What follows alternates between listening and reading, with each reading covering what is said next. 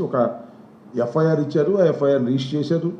జగన్మోహన్ రెడ్డి గారిని దానిలో ముద్దాయిగా పెట్టారు. దానిలో విజయపాల్ అని ఆయన ఒక ఆయన ఎడిషనల్ ఎస్పీలో ఎవరినో పెడితే ఆయన సుప్రీంకోర్టుకు వెళ్ళాడు, బెయిల్ తెచ్చుకున్నాడు. అది దీనిలో ఏముందని కూడా సుప్రీంకోర్టు చెప్పింది. అలాంటి కేసును మళ్ళీ వాళ్ళు తీసుకొచ్చి శాసనసభ సాక్షిగా ఒక కథ అల్లి జగన్మోహన్ రెడ్డి గారిని దూషించే కార్యక్రమం చేయటం నాకు చాలా విచిత్రం వేసింది.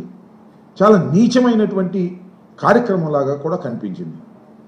అలాగే పవన్ కళ్యాణ్ గారు, చంద్రబాబు నాయుడు గారు వీళ్ళందరూ కలిసి జగన్మోహన్ రెడ్డి గారి గురించి మాట్లాడేటటువంటి మాటలు మాట్లాడుతూ నేను అడుగుతా ఉన్నా, జగన్మోహన్ రెడ్డి గారు నేను చెప్పారు సుమారుగా 1:40 ఆయన ప్రెస్ మీట్ పెట్టి చెప్పాడు, మీరు ఇచ్చినటువంటి ప్రతి వాగ్దానాన్ని మీరు అమలు చేయలేకపోతున్నారు, పచ్చి అబద్ధాలు చెప్పేటటువంటి కార్యక్రమం చేశారు కూటమి ప్రభుత్వం.